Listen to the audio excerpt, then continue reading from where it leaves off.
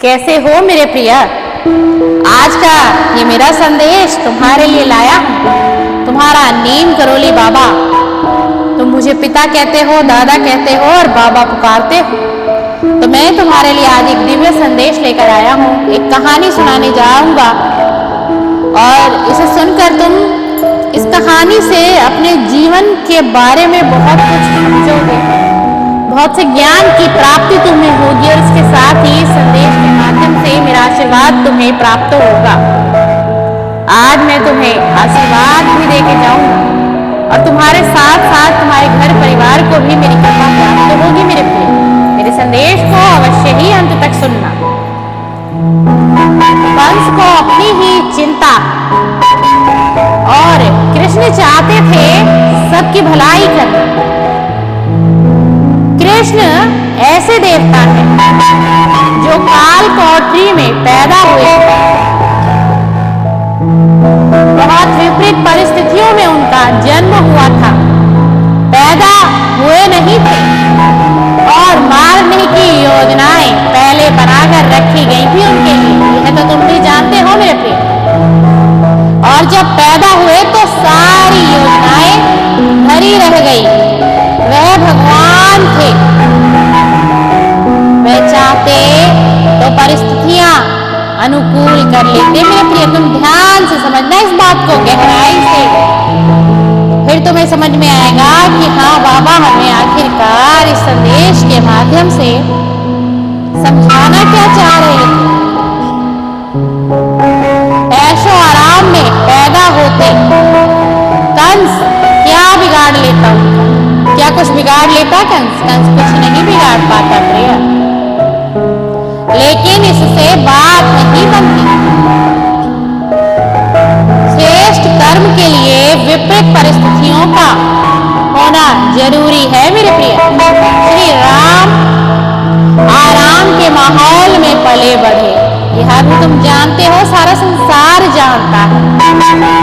लेकिन श्रेष्ठ कर्म करना था, इसीलिए श्री राम जी को 14 वर्ष का वनवास मिला और उन्होंने उस वनवास को दिल से स्वीकार भी कर लिया।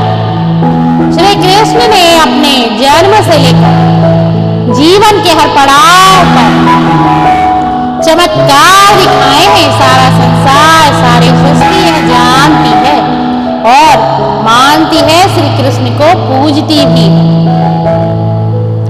उनके जीवन से जुड़े अनेक किस्से और कहानियां हैं जो मानव समाज को मूल्यवान शिक्षा प्रदान करते हैं।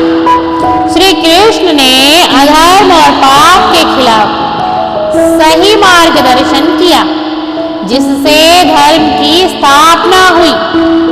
अपने जन्म से लेकर लीला समाप्ति तक भगवान श्री कृष्ण ने कई संघर्षों को सुलझाया और देखा कि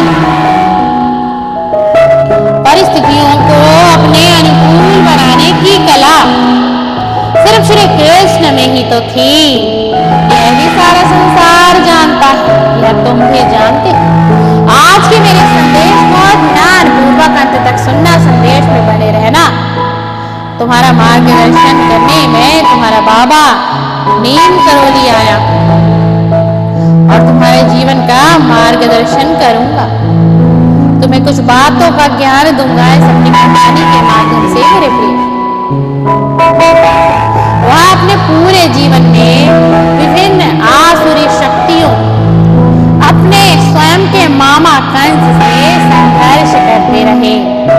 बचपन और युवावस्था में उनकी सभी गतिविधियों को विभिन्न रूपों में लीला की तरह दर्शाया गया है। वह सिखाते हैं कि कर्म जरूरी है।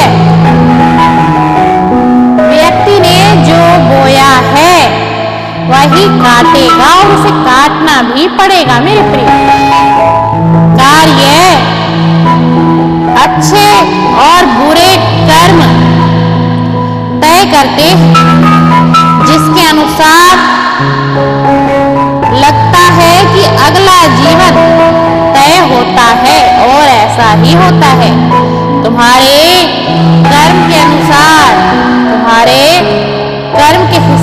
ही तो तुम्हारा जो आने वाला एक जीवन होता है वह प्रिय तभी तैयार होता है और वो उस पर ही आधारित हो जाता है। आज भी संकट काल है, मानवता पर इतना संकट पहले शायद ही किसी युग में आया हो। आज नफे नुकसान का हिसाब ज्यादा बढ़ गया है। अपने बारे में लोग सोचे जा रहे हैं, दूसरों से उनकी कोई मतलब नहीं रह गया, दूसरों के दुख से कोई मतलब नहीं रखना चाहते, किसी की पीड़ा को सुनना नहीं चाहते, किसी के दुख दर्द को आज का इंसान बांटना नहीं चाहता और जरूरतें ऐसी कि पूरी ही नहीं होती। इंसान भी वस्तु की माफिक हो गया है प्रिया। दूसरों की चिंता हमें होती नहीं। कभी कभी हम अपने आप में इतने खो जाते हैं कि रिश्तों की मर्यादा भूल जाते हैं प्रिया।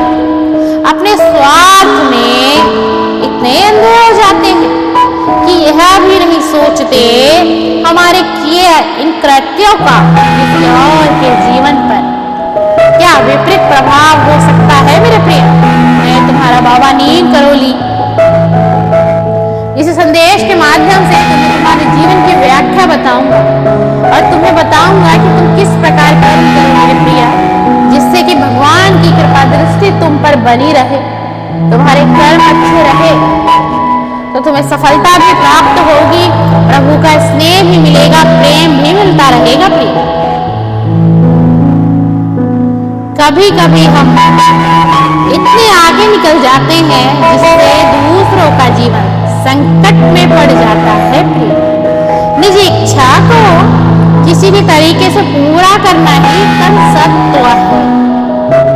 दूसरे के जीना, दूसरों की चिंता करना ये कृष्ण तत्व है, क्योंकि माधव श्री कृष्ण वो हमेशा दूसरों के लिए ही जीते थे, पर वो अपनी छवि को ऐसे बना के रखते थे कि कोई उनके साथ छल नहीं कर सकता था।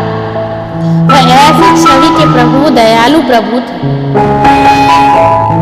तो मैं आज श्री कृष्ण जी की कहानी इसलिए सुनाना चाहता था क्योंकि मैंने देखा है कि तुम्हारी बड़ी श्रद्धा है कान्हा में, तुम अपने माधव में बड़ी श्रद्धा रखते हो। हर रिश्ते की अपनी एक अलग मर्यादा, एक अलग जगह है और इनका अपना एक अलग ही दायरा होता है। आज की तेज रफ्तार जीवन शैली ने नहीं, और आज की तेज रफ्तार जीवन शैली ने कहीं न कहीं इन्हें धूमिल कर दिया है, इन्हें पूरी तरीके से नष्ट कर दिया है। रिश्तों की वास्तविकता से, उनकी पवित्रता से समय समय पर कुछ न कुछ छेड़छाड़ होती ही रहती है। इन रिश्तों की अखंडता से होते खिलवाड़ के लिए जिम्मेदार और कोई और नहीं, हम खुद से स्वयं हैं प्रिय। हम ही स्वार्थवश किसी लालच के कारण या अपनी किसी आकांक्षा, महत्वाकांक्षा के वशीभूत होकर कुछ ऐसा कर जाते हैं जिसका बोझ उठाना हमारे सामर्थ्य से परे हो जाता है मेरे प्रिय। हमें विचार करना होगा कि ये रिश्ते ही हमारे समाज की अखंडता के आधार हैं। हमें अंतर्मन में इस बात को बिठाना होगा कि रिश्तों को संवारना, इनको निखारना हमारी नैतिक जिम्मेदारी है और यह हमें हर हाल में निभाना होगा और हमें निभाना भी चाहिए। यह हमारे लिए उतना ही आवश्यक है कि जीवन में एक सदस्यता बनी रहे, अपनी जरूरत पूरी करने के साथ साथ दूसरों की जरूरत भी पूरा करें। तो यह आज के युग का कृष्ण तत्व है और यह आज के युग का कृष्ण तत्व बन सकता है, लेकिन यह आज के प्राणी पर निर्भर है, यह आज के मनुष्य पर निर्भर है। और आज का मनुष्य आज की चकाचौंध दुनिया में खो चुका है। ईश्वर की भक्ति तो करता है लेकिन ईश्वर के वचनों को समझना नहीं चाहता।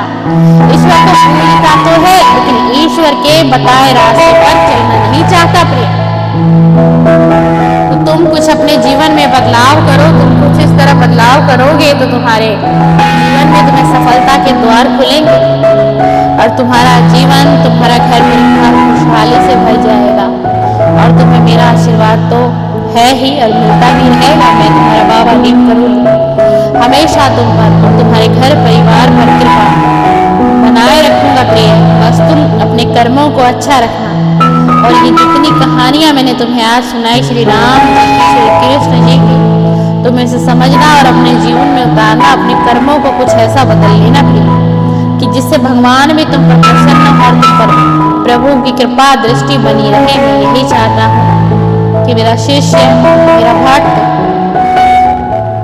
हमेशा एक खुशहाल जीवन जिए, हमेशा एक अच्छा जीवन जिए और उसका घर परिवार हंसता खेलता मुस्कुराता और आबाद रहे। तुम्हारे बाबा की ये दुआ तुम्हें हमेशा मिलेगी तुम्हें मेरी। और मैं हमेशा तुम्हारा साथ दूंगा। तुम्हारे कर्म अच्छे होंगे तो मैं नीम करोली बाबा तुम्हारा हमेशा हर हाल में तुम्हारा साथ दूंगा।